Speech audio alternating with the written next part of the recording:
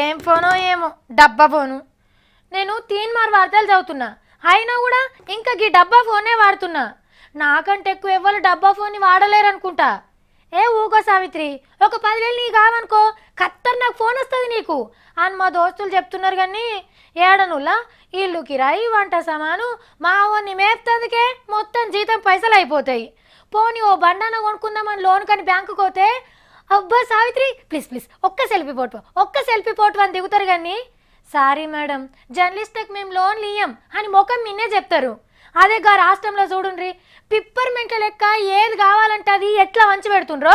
అడిగితే అమ్మ బువ్వ పెడుతుంది, కానీ అడగకున్న జయమ్మ అన్నీ చేసి పెడుతుంది.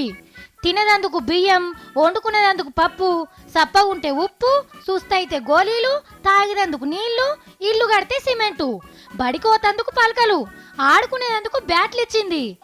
ఇప్పుడు మాట్లాడుకునేందుకు సెల్ ఫోన్లు ఇస్తుందట. 15 కోట్లు తీసి పక్కకు పెట్టింది.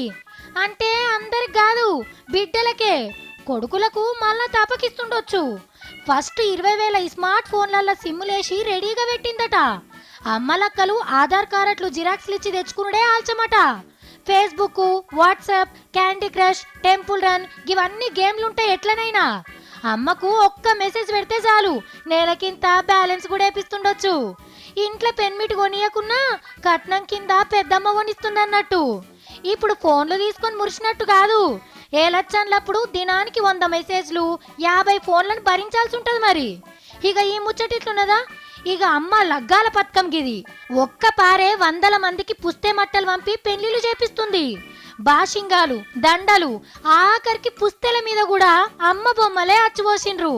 టైం లేక గాని ఉంటేనా అచ్చింతల మీద కూడా అమ్మ బొమ్మలే చెక్కేటోళ్ళు.